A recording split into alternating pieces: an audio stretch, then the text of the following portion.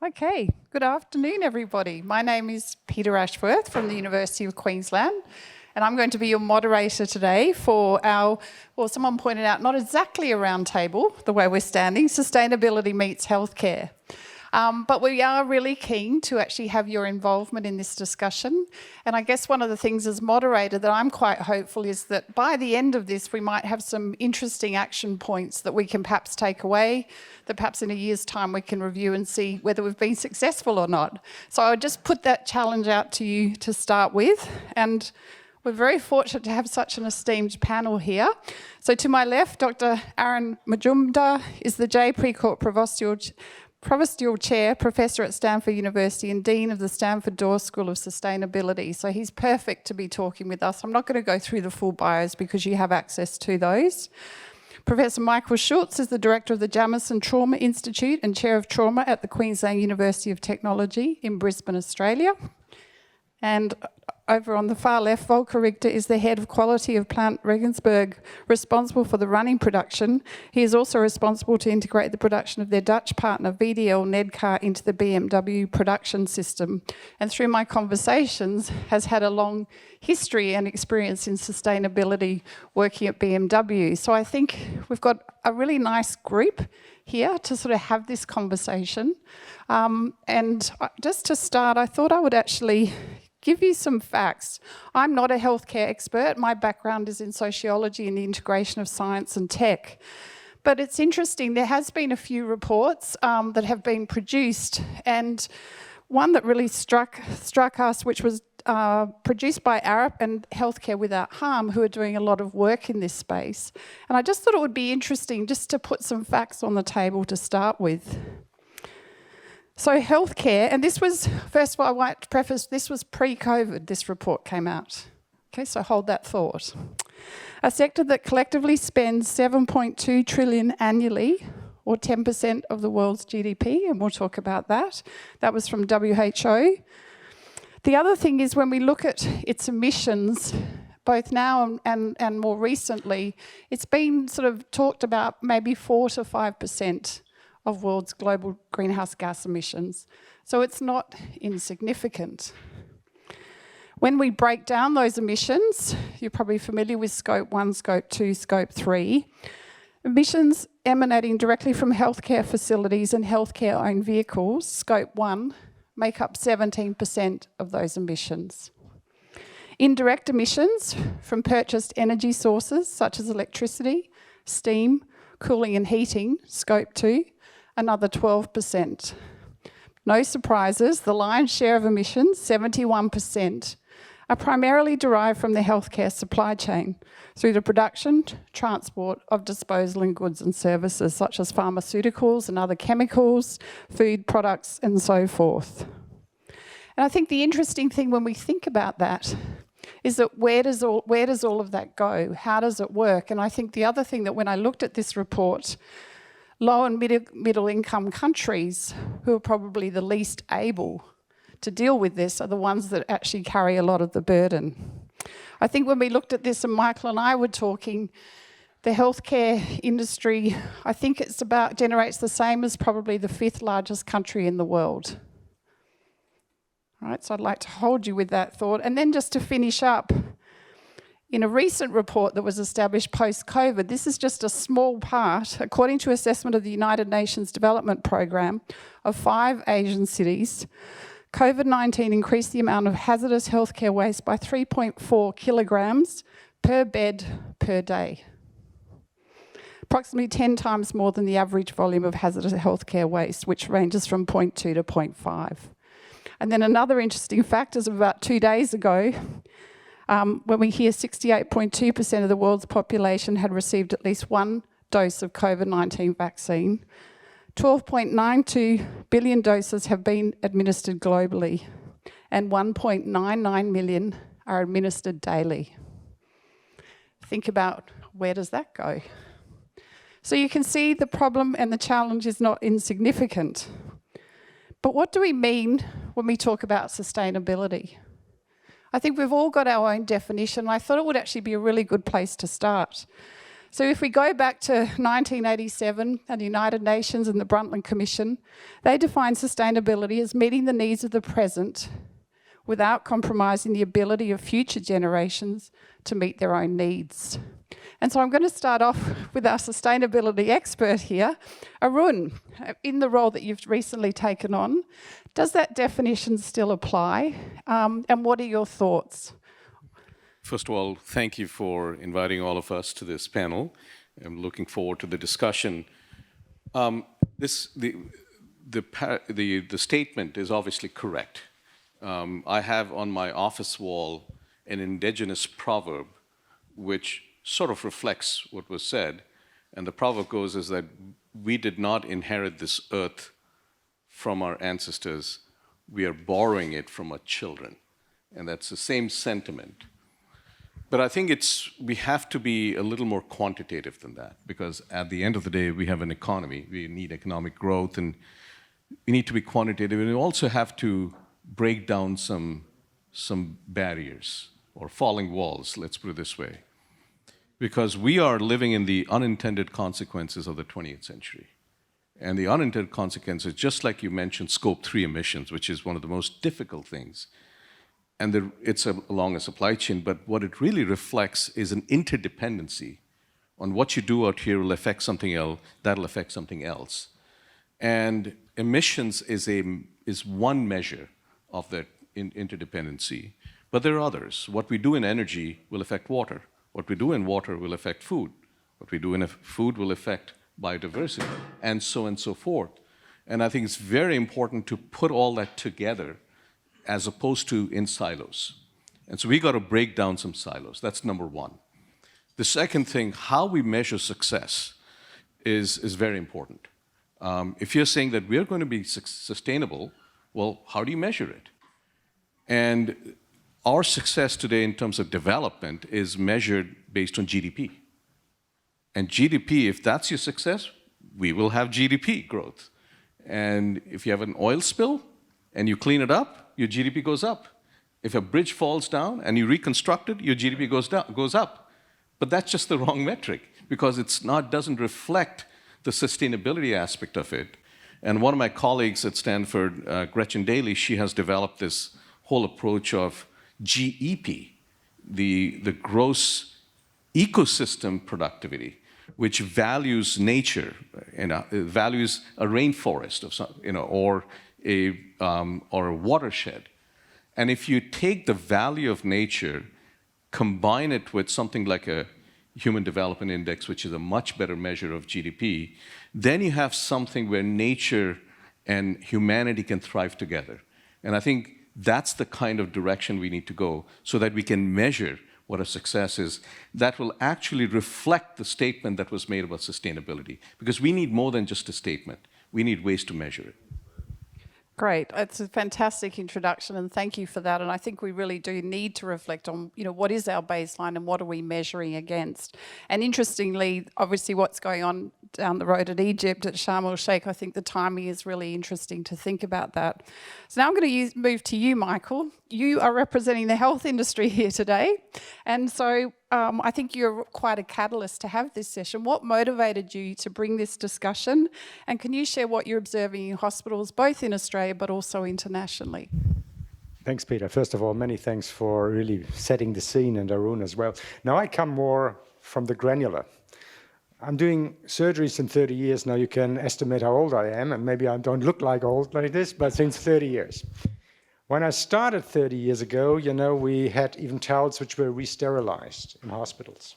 Later on, it came more single-use products into it. And one example I particularly love, and just drove actually to bring us together here, at a certain stage, and we can come back to that, why it is, when you do surgery, you use screws. And some of you have used screws probably at home. Yes, a screw is a screw. But then it became mandatory that each of the screws we were using in surgery are single-packed, has to be single-traced, and not even on top of it. You even have an instruction printout in 10 different languages with every screw. And every screw has to be opened up. And I said, what are we doing here? You know, so there was a regulatory process. He made it mandatory. It didn't add it actually to the value of surgery, because I don't want to have a surgeon who has to read the instructions to put a screw in. And on the other side, you have your children, and our daughter sits here, they're environmental engineering. You think, we're talking about sustainability. How does this fit together? And then, of course, we can discuss later where medical device-related regulations come into play. Are we over-engineering something? And we have to come together to address this. Because this is on the granular a nightmare what we're producing in healthcare. So Maybe I would leave it with this at the moment. So that's one good example, and I would question, are we becoming too risk averse? Is that what's leading us to this when we're thinking about healthcare? But actually, Volker, I want to go to you, because your role, we've got someone working in the cars talking about health here. You've been integral to sort of developing and implementing BMW's sustainability strategy at an incredible level. What motivated the company to start? And what are some of the lessons that we might learn today from your experiences? We could start. First of all, thank you very much for the invitation. I really appreciate that very much, to give an outside perspective to the whole discussion about healthcare. The motivation actually started almost 15, 20 years ago, 2007 to be precise, when our former CEO, Norbert Reithofer, made a clear statement. He wants to transform the company into a more sustainable company. So it all came actually from one person making a clear statement: we need to change. We can't go on that the SUV volume goes up and the CO2 goes up too. And by saying that, he also knew that we had to break the inner walls within BMW, because all the divisions, development, production, sales, finance, they were not with him at that moment. So by breaking the internal walls of BMW, he put the smartest guys together under the leadership of Uli Kranz. You might have heard about him, really very smart car designer, living in California currently with Apple, unfortunately. But he was a leader of this Project I team, and around about 10, 15 people came together from the company, all secured by the CEO personally. And they were developing a 360-degree sustainability approach, not only measuring the rear pipe emission, really making sure that the entire supply chain, the production, every single corner of sustainability of the automotive industry would have been analyzed and touched. And out of that, the first 500-600 pilot cars, mini BEVs were developed, and then the i3 came out of that. So the i3 was the icon, the very first car, 2013, introduced together with the i8, way before all the companies were discussing about sustainability or e-mobility. We did the statement in 2007, clearly saying this can't go on, we need to change. What is interesting is looking at that time, 2007-8, all the OEMs and the C-level executives, they were looking to Munich and saying, what are these guys doing? Why are they doing this? They ruined their entire business case. And we knew that this would be a tough road, but we had the gut to make sure that we don't get irritated by outside companies. We were saying this is the right thing, and let's focus on this approach. Yeah, and the outcome, meanwhile, is pretty significant. We are transforming the entire company, developing almost every single car from scratch, new regarding battery electric vehicles, hybrids. We're transforming the entire supply chain. We're transforming the entire production system of BMW. I'm part of the production system, and I can tell you, within the next 7-8 years, we want to reduce the supply chain CO2 emission by 20%. And we are talking about 3,500 first-year suppliers. 80% of the CO2 emission in all the production, and we have 15 productions worldwide, and over 50% CO2 by the usage of these cars. So by saying that, you see these three pillars. So sustainability doesn't start at the rear pipe. It starts way at the beginning. It starts really with the first thoughts how a product should be designed. It starts with taking care on all the suppliers who are participating on this product. It starts with the production. and it finally ends up at the use stage of the car, but it ends up there. It doesn't start there. And that's the biggest difference between our approach and many all the other approaches from the OEMs. But we are pretty strong in our strategy and execution. And we will probably talk about later that behind all these strategy, there are concrete milestones behind that. There are measurables, what an executive has to deliver, what kind of division has to participate on these goals. We broke these goals down to every individual manager, and they're equally to financial figures, and that's another big change. We don't only measure volume and finance, we measure what is our contribution to the sustainable path of our company. Thank you very much. I feel like that almost deserves a round of applause. That's fantastic. So it's interesting, you've already started on the metrics a long time ago, which everyone you were sort of pointing to, and then also this idea of ecosystem, that actually we can't work in silos. And also another thing I picked up on there is leadership. How important that is, like someone that has the vision and can actually bring people along.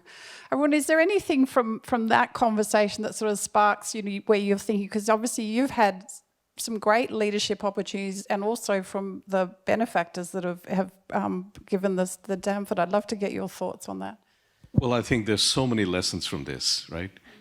Number one is that to look at not just the short term, but the long term. Right? Because the normal tendency is to, in a corporation, is that shareholder pressure, Wall Street, short term. Whereas your CEO took also, of course he had to maintain that, but he also took the long-term view. And the long-term gains are not reflected in financial returns of quarterly returns, right? So this is very important. Second is the leadership that he knew that there will be forces against it, right? And any change in a corporate world, or for that matter, any large organization, there'll be winds against it. And he provided the protection for these entrepreneurs to really succeed and make a difference with the long term in mind. That protection is really important. Oftentimes, they can come from bottom up. The next generation, the youth, understands that this is going to be the most important thing in their life. And so sometimes it happens in a sort of bottom-up grassroots way. And that's great. But that by itself is necessary but not sufficient. If it comes along with a top-down protection and direction and support, financial support, it's magic then. And I don't know whether the bottom-up thing happened or not, but nevertheless, that's important. And the other lesson I would say is that it's not just saying for the CEO to say, this is what we're going to do. The reward system, the incentives internally were aligned to those goals. And thereby, then people will respond to those incentives. So there are multiple lessons learned of leadership for these changes to actually happen. And I think taking from that, if he could do that from a national level, that would be fantastic. If he could do it even in a smaller organization level, those are all those lessons that can be learned from BMW. Thank you for that. I'm going to come back later about energy, but Michael, what we're hearing here is this ecosystem and also the role of individuals. If we think about healthcare today and what we've gone through, the healthcare workers at the front line have probably, I think, suffered a great deal. If we're thinking about actually, changing the way that healthcare operates, is that too much of an expectation? How do we bring those people along to start to think about, is it their responsibility? I'm just interested in your thoughts. It's actually already occurring to some extent. So it's not that we're starting from the scratch, and healthcare workers, they're very, I think, aware about sustainability. And also, for example, I'm working in Brisbane, and also our health district already set the goal in 2032. They want to reduce it by 75%, the footprint. But once again, you have to set the incentives. And there are, for example, from the anesthetic department, the disflurane, which is an anesthetic gas, they have, abandoned it because the impact on health on the environment is so high. So they're doing little steps to do it. And that's important. And they have to be cherished and have to be, I would say, recognized, and maybe also in a certain benchmarking process. Another thing, I'm in a health technology assessment process in Australia, so advising the Minister of Health about new technologies. And it's a very good program in Australia, actually. And when we make an assessment for new technology, it's based on one side on the clinical evidence for something new, which is important, you know. On the other side, it's on the health economy side, so value-based care. We can't explode our healthcare costs. And the third one is, of course, the consumer and the colleges. So all come together to make an assessment if we can recommend this product, this treatment for public funding. What it's missing at the time when I look at it, so I'm there as a clinician, it's the question of sustainability. What does it actually mean? What does it mean to have this product now here? What is the sustainability factor? And we can't measure it at the moment. So this is not part of this decision-making process yet. And also other, like Europe, wants to go to it, and they talk about sustainability, similar health technology assessment, but we can't measure it at the moment.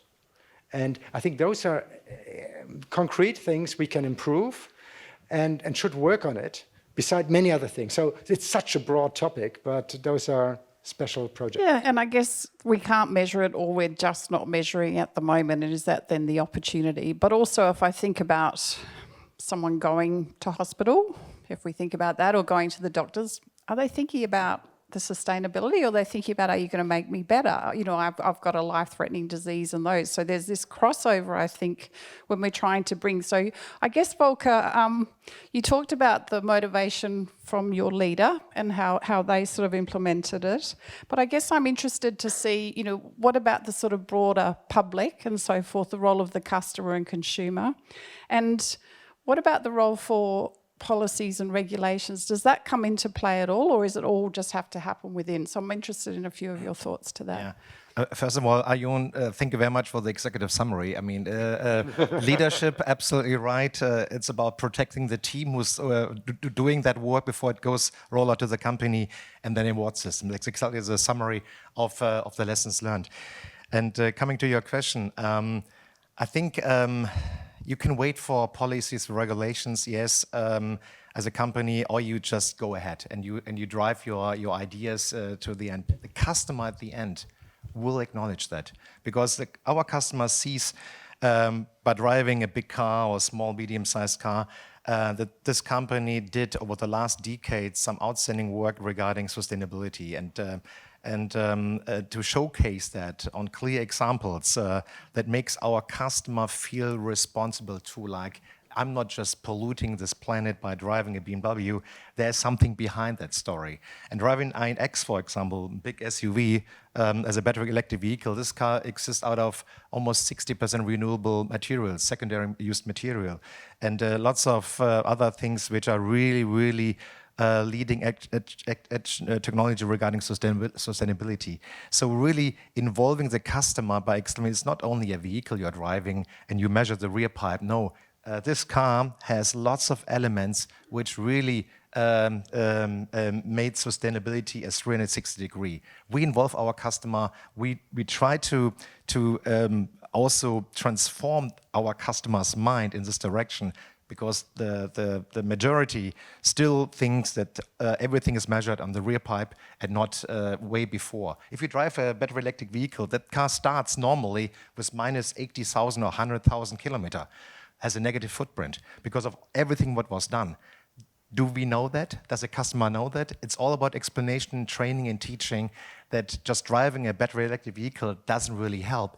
It has to do with how was this car developed, produced, the supply chain considered or transformed before this car gets delivered. So there's lots of things we need to do with our customer, and the customers we have, the majority of them know that there's a story behind that, but not only a story with concrete numbers, with things we can show, and we are not ready. We are launching even more. In 2025, there will be a new platform launched called the Neue Klasse. This Neue Klasse is completely battery electric vehicle wise. The renewable energies out of the plants, almost 100%. This car has the beauty of almost 65-70% secondary materials, and we also consider to have a couple of other things integrated in this car for the next step. So there's step by step we are improving our system even more and involving our customers.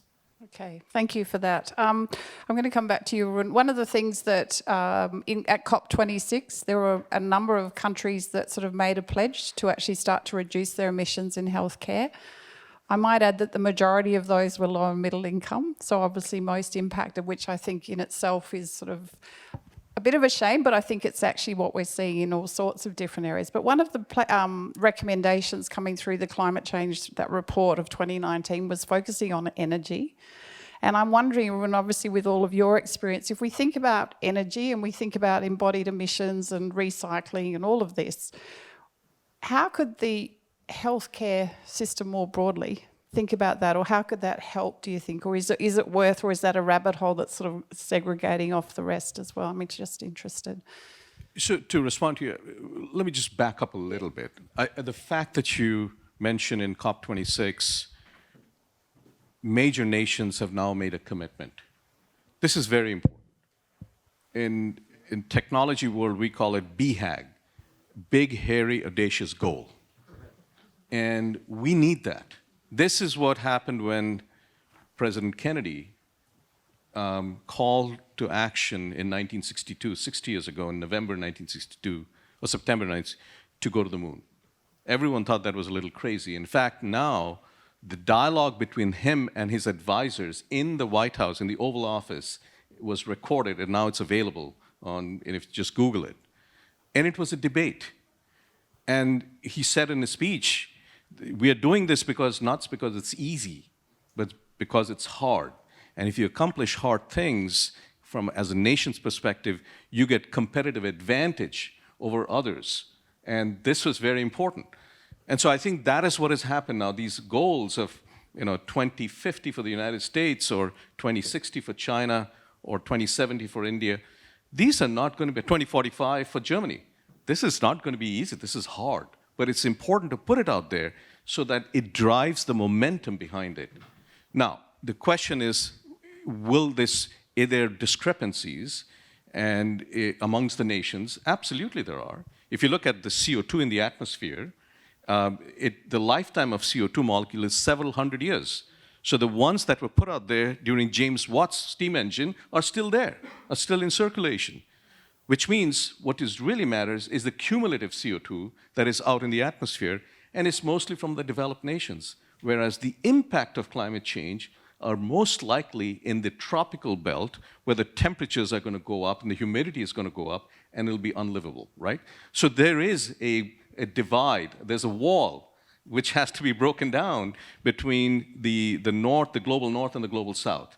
And that's going to be very, very important to make sure that this is a just transition, that it is a global transition, but nevertheless, if you don't take that into account, I think there'll be discrepancies which will continue, and that'll perpetuate the things that we did in the 20th century. And it's very important that we pay very close attention to this transition and whether it is just or not.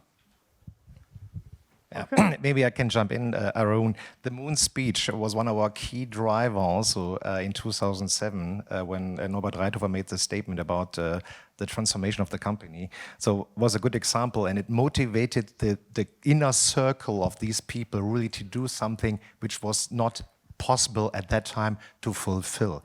So doing the impossible, making the impossible possible, this really, there is a clear wall between being developing a car very efficiently and also very dynamic. We called that at the time the efficient dynamic strategy. This conflict between these two areas created hundreds of innovation projects within BMW, hundreds. And that was the key driver of lots of cool projects out of that. So the Project I team and the i3 was like the moon race internally for all the other things coming out for the other derivatives. And that was actually the main benefit out of this project too. How do you integrate the engineering outcome to all the other derivatives? Because one derivative will not make the change, but the entire outcome of innovation will make the change. And the moon race was our speech at that time too. And this was unprepared. We did not talk about it set before. up. Completely. Absolutely. I am very aware that I would like to involve the audience. So if people do have questions, I'll be looking around for you to raise your hand and actually please get involved in this discussion.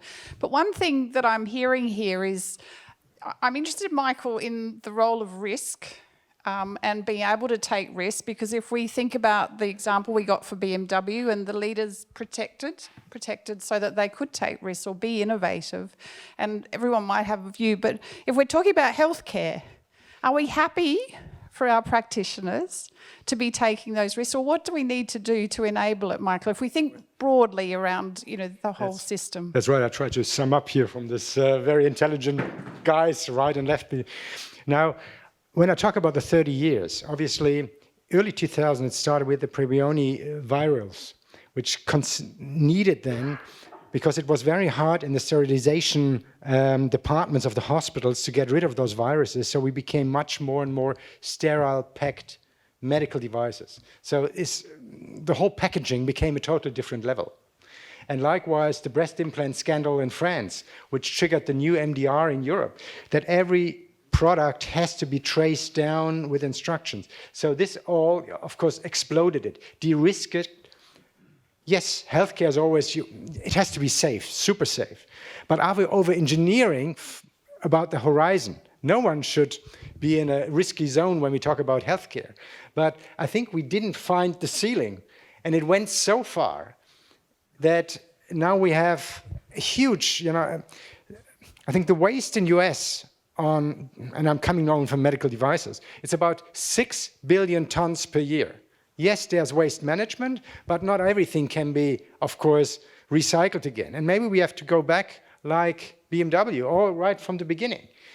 I think the healthcare is happy to take some more risk when they see the benefits from it. And I think, again, and this comes where the silos come. You have the regulatory bodies, and they're working by themselves. There's the MDR in Europe, and now there comes the MDCR on top of it, the Medical Device, Coordination Review Board. So this is the next level. It becomes so complex, yes, and this is one silo. Then you have the industry. They would be happy to deliver the devices in a paper bag. But the hospitals then have to sterilize it. Yes, and then you have the patient, they want to have a safe procedure. The clinicians, I think they want to have something to treat patients. And the insurance companies, they're just paying as less as they can. But who brings this all together behind the vision, the moonshot of sustainability in healthcare? Okay. I'm going to go to our audience. If you'd like to introduce yourself, and there's a microphone coming down. Thank you. Hi, thank you so much. My name is Daniel Gross. I'm a journalist, and I just wondered if you could go through any of the most significant contributors to emissions from the healthcare industry, and if you see any opportunities in those areas to concretely make progress on those problems. Go to scope 3. Okay, well, I can start. Well, once again, I mentioned again the anesthetic gases. I think this is something which is very obvious, and it doesn't take much. It just takes leadership to reduce it. This is then, of course, and it comes to the energy of the hospitals. Obviously, this is one component, and I think this is for all the industries the same. Obviously, I think the main contributor, and this comes again from me as a surgeon, what we are producing of waste with one surgery, or about 80%, it's clean waste at the end. We're just getting something out of a package, yes, and it's clean. Otherwise, it was never dirty. We only took something out of it. And I think this is really the low-hanging fruits. We have to address it, and it has to come from various sides. And to build on that, I might ask Arun. So scope 3 emissions, that supply chain is actually probably the largest. And I think thinking around how do we deal with that? I mean, it's no easy feat, but some thoughts there, Arun. Sure. I mean, before the scope 3, the easier ones are scope 1 and scope 2. Yes. Scope 1 is, directly using fuel, which is used mostly for heating. But if you figure out how to use electricity for heating with a heat pump, in fact, our Stanford hospital the heating is run by a giant heat pump that we draw electricity. And so then you can combine turn your scope 1 into scope 2 And if you can use renewable electricity or carbon-free electricity, you can reduce the scope 1 and scope 2 together. The scope 3 is the big problem. And that's the 71% nominally, with some uncertainty variations of that. Yeah. And that's about packaging. That's about the stuff that you buy that comes in. It's a whole supply chain. And then that's again, the interdependency in the whole, whole ecosystem. And so it becomes a systemic issue.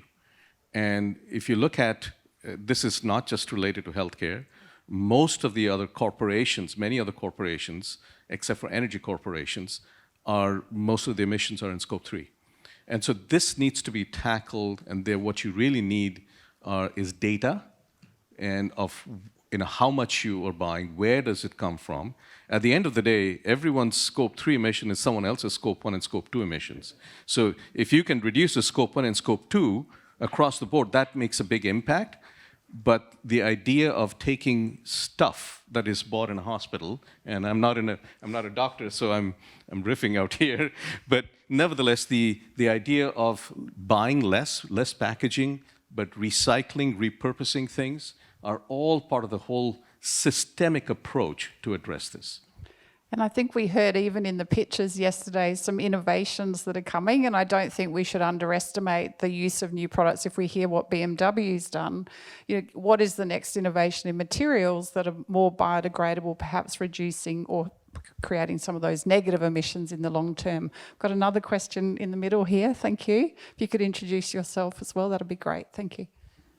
Hi, I'm Thomas Uchalik. I'm a PhD researcher, and I wanted to link with the topic of disposables. So I'm a medical researcher, and I used to remember, like, years ago, I worked in a lab where we would, autoclave, sterilize things we would use. And now I'm working in a lab where we use disposables. And I can accept the fact that we say, okay, if we re-sterilize something, it's going to be sterile and it's fine to use. But to me, in the work process, if I would switch back to sterilizing, autoclaving, that is work that I need to do. That is extra steps. If I use the disposables, I can go home an hour earlier, 2 hours earlier.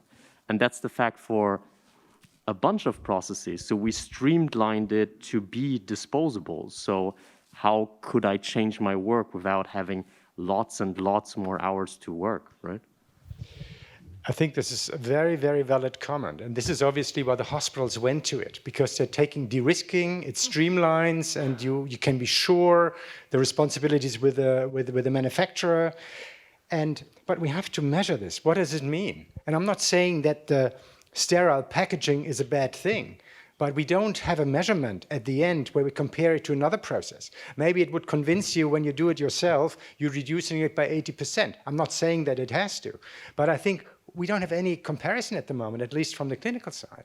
So if I have a dream, I have a medical device which has a ranking like the cars between 0 and 10 is absolutely, you're probably, zero footprint or whatever, and procurement processes said only 7+ we will buy. And this is the incentive again for the industry to change. We had discussions with industry and they said, well, we could do it, but who's asking for it at the moment?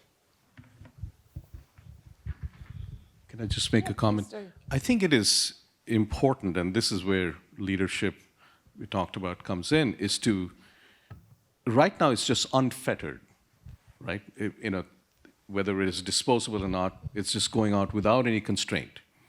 And I think it may be worth, from a leadership, from an organization level, to put some constraint and see how much you can innovate, because constraints drives innovation to address the constraints. And I think that is something that we have learned even from the energy world.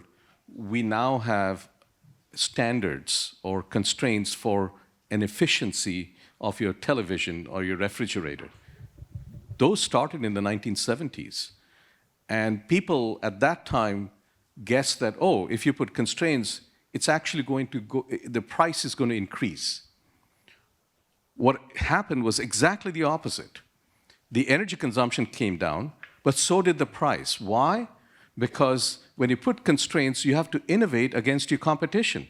And if competition is doing better, you will like to do better. And that drove the price reduction. So price came down, so did the energy consumption, and it actually was a very good lesson learned what constraints do in innovation. Yeah, maybe one more concrete example from the BMW side. In 2011, so one of the outcome from Project I was that sustainability became an integral part of our procurement process and was actually an essential purchasing criterion. Very important to understand. That means if there were 2 or 3 suppliers and one was a lower price but was not sustainable approach during the production, we would not pick that. And this whole process we changed on our procurement process drove all the entire first-year suppliers heavily, because all of a sudden they knew BMW doesn't accept if they are not going on a sustainable path. It's not about pricing, it's not about volume reachable, it's also about sustainability. And that was the biggest trigger to really add this into the criterion role and to show we need that from you. You need to change that. And at the end, one of these suppliers became one of the most sustainable supplier, and they won their game against the other competitors because they could save money. At the beginning, they had to invest money, but at the end, they could save lots of money, and they were so happy that we were the trigger for this transformation within their own company. And it probably sort of comes back to the very first point that you talked about, everyone, around the whole ecosystem. What do we value? So your question about time is important, but if we're trading off between disposables and if we're measuring it in a different way so that we actually know the differences between that, could that actually make the difference and the motivation? Not just saying it's got to add to your day, but are there other ways to rethink the systems that are going on? We've got a few minutes left, about 8 minutes. I'm really interested to think, what can we do from here? We've had a nice discussion.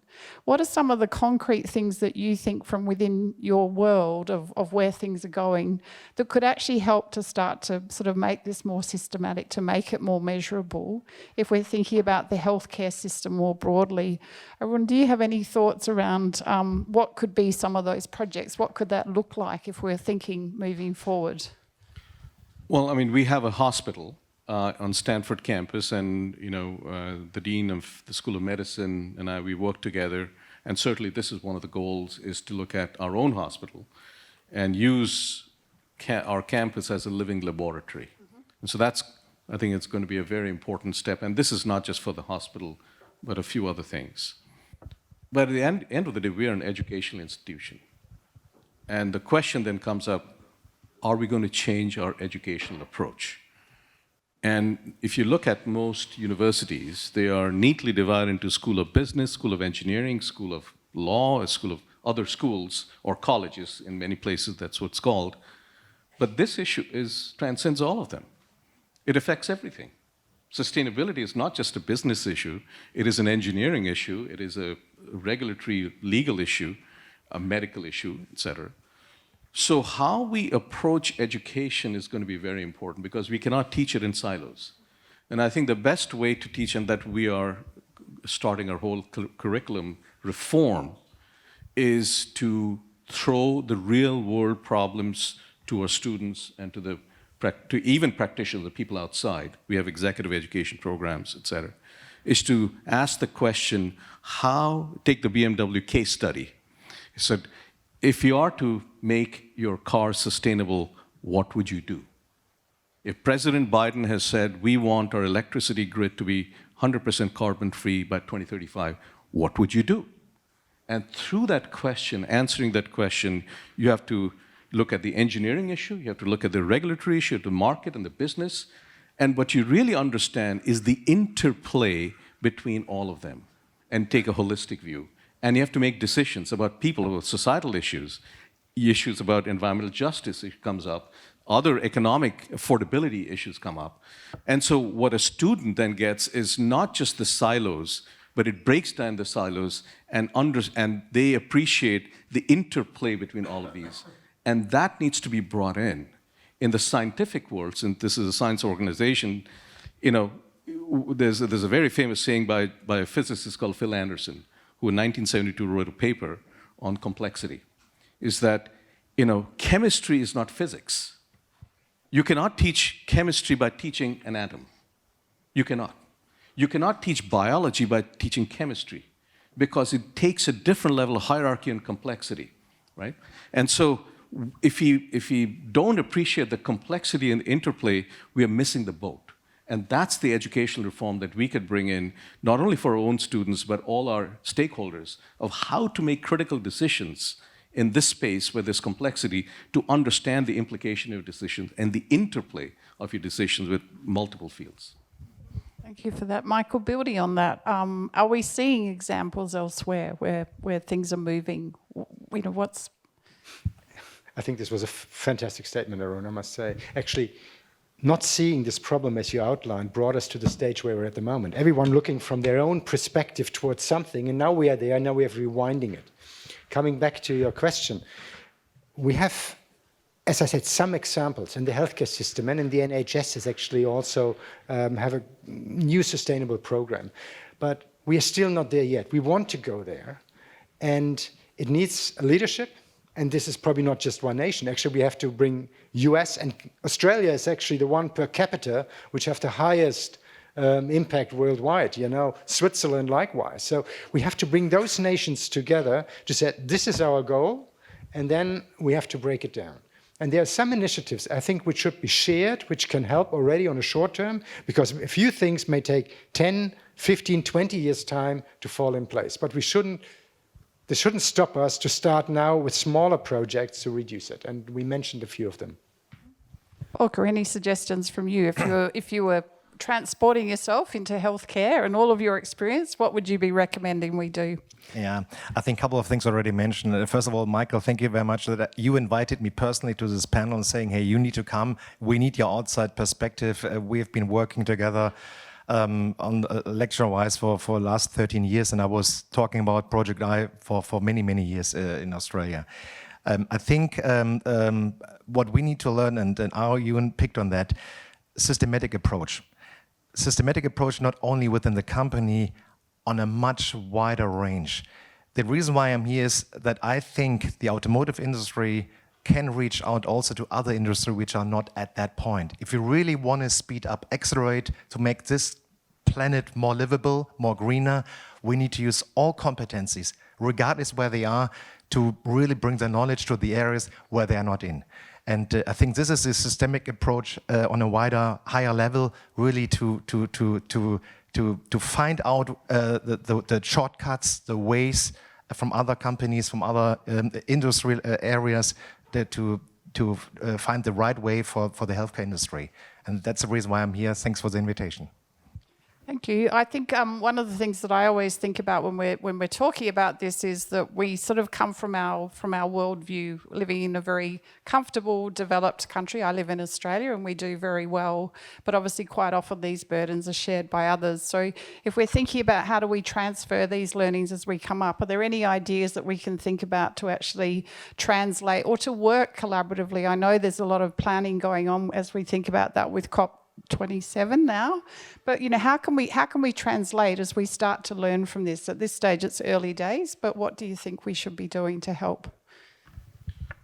I think there is no single institution that can address this issue. Partnerships are critical, and this is a global issue. And just like BMW, took this upon themselves and addressed the whole supply chain, we are seeing Amazon, for example, which has a massive supply chain, also drive it. And I think we need some anchors like that to drive it. We can, of course, try to do it from an academic point of view and through our partners, but it is very important that the fact that Scope 3 is difficult is actually an advantage. And that is because if in that network you have some driver driving it, you get a network effect. And I think that's what you're reflecting. And same thing potentially could happen in the medical, that the thing that is perceived as a difficult thing is actually your advantage to drive change. I'm just very aware of time, so I think it really is time to wrap up. But I think What I take away from this session is that there is an opportunity to look beyond healthcare and to learn from others, to think about that whole systems approach. I didn't talk about that my role as director of the Liveris Academy is developing leaders of the future. And once we got this problem, I thought this is a perfect sort of innovation challenge to do with our young leaders and our students back at the University of Queensland. And if anyone's listening and would like to sort of involve their students, I think we could do some remarkable things, getting the young minds to think about this in co-design with industry and so forth. So can you please thank our wonderful panellists here?